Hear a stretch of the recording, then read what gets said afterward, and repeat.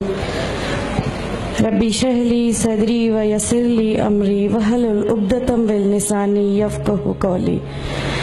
अल्हम्दुलिल्लाह, मैं राहिला सलीम डॉक्टर मोहम्मद सलीम की वाइफ हूँ। अल्हम्दुलिल्लाह, हम लोग भोपाल से बिलोंग करते हैं। मेरे हस्बैंड ने पहले इस्लाम कबूल किया, एक जैन फैमिली से बिलोंग करते हैं। मैं अग्रवाल फैमिली से थी। मेरा पुराना नाम मानसी अग्रवाल था और मेरे हस्बैंड ने जब इस्लाम कबूल किया तो मेरे लिए मेरी लाइफ का बहुत एक शॉकिंग इंसिडेंट था। मैंने फर्स्ट टाइम किसी को पहली बार मैंने किसी को नमाज पढ़ते हुए देखा। मैंने अचानक ही अक्सर करके एक पर्टिकुलर टाइम होता था और ये घर से कहीं चले जाते थे और मैं इनसे पूछती थी कि आप कहाँ जाते हैं, तो ये रिप्लाई करते थे, this is none of your business, you have to do your job. तो मैं भी खामोश हो जाती थी। बाकी मेरे फादर इन लॉ से अक्सर इनकी डिबेट और सब कुछ हुआ करता था, बट मुझे नहीं समझ में आता था कि ये डिबेट क्या है, ये लोग किस बात पे इतना ज़्यादा इनका डिबेट इतना एग्रेसिव मूवमेंट्स पे कैसे आ जाता है। तो बाकी फिर एक धीरे धीरे जब मुझे ये इस्लाम के पहले तो ये लोग नहीं बताए, बट फर्स्ट टाइम जब मैंने इनका फजर की नमाज थी और अचानक मेरी नींद खुली और मैंने इनको नमाज पढ़ते हुए देखा। मैंने इनसे पूछा कि आप क्या नमाज पढ़ रहे हैं, क्योंकि सिर्फ टेलीविज़न पे देखा था कि हाँ ऐसे जो करते हैं वो नमाज के एक्शंस हैं। मैंने इनसे पूछा कि आप नमाज पढ़ रहे हैं, इन्होंने कहा कि हाँ मैं नमाज पढ़ रहा हूँ। मैंने बिल्कुल देर नहीं की मेरे फादर इन लॉ को बताने में। मैं रूम से बाहर निकल के और मैंने सबसे पहले उनको बताया कि पापा जी आज ही इनको मैंने नमाज पढ़ते हुए देखा। तो उन्होंने मुझसे कहा कि ठीक है, खामोश रहो, अभी किसी से कहना नहीं, हम देखेंगे क्या कर सकते हैं। अब वो जो मेरी लाइफ का मोमेंट था, वहाँ से मेरे को ऐसा लगा कि ये क्या हुआ, ये क्या कर रहे हैं, ऐसा क्यों कर रहे हैं, ये कहीं ये किसी ऐसे व्यक्ति से तो नहीं मिल गए जो इनको टेररिज्म की तरफ ले जा रहा है और ये ऐसी चीज़ों में तो नहीं इन्वॉल्व हो जाएंगे। एक बहुत बड़ा डर जो मेरे अंदर था वो, और on that time I was pregnant, तो मेरे को एक बहुत खलबली सी लगी रहती थी कि ये क्या चल रहा है, ये क्या चल रहा है। फिर धीरे धीरे करके जब मैं इनकी बुक्स वगैरह जो अलमीरा में रखी रहती थी वो मैं पढ़ने लगी और ढूंढने लगी। ये छुपा के रखा करते थे और मुझे जब भी कोई बुक मिलती थी तो फिर मैं उसको पढ़ने लगी। तो मुझे उसमें ऐसा कुछ लगता ज़रूर था कि पता नहीं कुछ है, कोई डिफरेंट चीज़ है, क्योंकि मैंने देखा कि इनके अखलाक, इनकी सब चीज़ें बिल्कुल चेंज हो गई। जो ये पहले थे उससे ये बिल्कुल अलग हो गए। तो मुझे ऐसा पर्सनली लगता था कि इस प्लेटफॉर्म ने इनको ऐसा क्या दिया जो मेरे हस्बैंड को बिल्कुल चेंज करके रख दिया। अल्हम्दुलिल्लाह ये उस समय कोशिश करते थे कि जो नबी की सुन्नतें हैं, जो हमारे नबी सल्लल्लाहु अलैहि वसल्लम ने किया, अपनी वाइफ की मदद करना, अपनी वाइफ के साथ किस तरह उसके हुकूक की अदायगी करना, ये सब कुछ वहाँ अल्हम्दुलिल्लाह करने लगे। और मुझे जो इनका ये ड्रास्टिकल चेंज था, जो इनको इस प्लेटफॉर्म पे आए हुए 6 मंथ्स या 1 ईयर हुआ होगा, वो देख के मेरे लिए एक बहुत बड़ा एक सरप्राइज था कि ये क्या हुआ। फिर उसके बाद मुझे लगा कि नहीं, मैं भी अब इसको जानती हूँ, मैं भी अब पढ़ूंगी। और फिर मैं अपने फादर इन लॉ और इनकी डिबेट सुनने लगी। तो जैनिज्म में गॉड कॉन्सेप्ट है ही नहीं।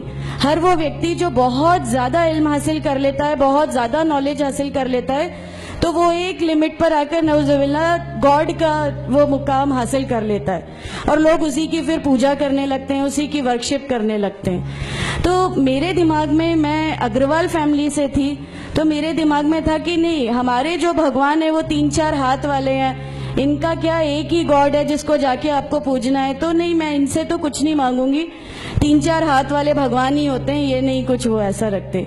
तो वहां से एक थोड़ा सा डिस्ट्रैक्शन मेरे को गॉड कॉन्सेप्ट का आया, और ईश्वर है जो इस दुनिया को चला रहा है, ये हमेशा मेरे जहन में रहता था।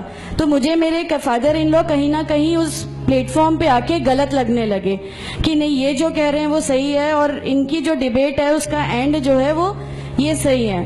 फिर धीरे धीरे करके मुझे इनकी चीज़ों पे यकीन आने लगा अल्हम्दुलिल्लाह। फिर हमारे एक फैमिली फ्रेंड है, उनके यहाँ ये मुझे ले गए। वहाँ पर किसी ने मुझसे कहा कि मैं बहुत बुजुर्ग हो चुका हूँ, कलीम सिद्दीकी साहब हैं, मुझे उनका नाम ध्यान नहीं है अच्छे से, बट उन्होंने मुझसे कहा, बेटा मैं बहुत बुजुर्ग हो चुका हूँ, मैं चाहता हूँ तुम कलमा पढ़ लो, मेरी जिंदगी रहे ना रहे, मैं आपसे मिलूं ना मिलूं, तो आप कलमा पढ़ लो। तो अल्हम्दुलिल्लाह मैंने कलमा पढ़ लिया। कलमा पढ़ने के बाद भी जब हम घर लौट रहे थे तो मैंने इनसे कहा कि मैंने सिर्फ अभी कलमा पढ़ा, अभी आप ये मत समझिएगा कि मेरे को सब समझ में आ गया और मैं इस चीज़ को मान लूँगी। इन्होंने कहा नहीं, तुम्हारी मर्जी, किसी में कोई फोर्स नहीं है। तो अल्हम्दुलिल्लाह अल्लाह ताला का एहसान है, उस कलमे की ताकत थी। और ये हमेशा कहते थे तुम्हें कोई दुआ मांगनी है तो तहज्जुद में मांगा करो। तहज्जुद का जो टाइम होता है वो बहुत कीमती होता है और उसमें अल्लाह ताला सबकी दुआएं कबूल करता है। इन्होंने मुझे एक दुआ सिखाई थी कि तुम एक दुआ मांगो कि या मेरे रब, अगर मेरा हस्बैंड गलत रास्ते पर है तो उसको सही रास्ते पे ले आ, और अगर मैं गलत रास्ते पे हूं तो मुझे सही रास्ता दिखा दे। अल्हम्दुलिल्लाह मैं ये दुआ कंटिन्यू मांगती थी। एक बार मेरी नींद अल्हम्दुलिल्लाह तहज्जुद में खुली और बस मैं नॉर्मल जैसे एक ध्यान करते हैं वैसा मैं बैठ गई और अपने आप अचानक दिल चाहा कि बस सजदा करूं। मेरी जिंदगी का वो पहला सजदा था और उस बहुत लंबा सजदा था और उस सजदे में मैंने मेरे रब से क्या क्या मांग लिया मुझे भी नहीं याद है। और उस समय मुझे ऐसा फील हो रहा था जैसे अल्लाह ताला खुद मुझसे बात कर रहा है, अल्लाह मेरे सवालों का जवाब खुद दे रहा है।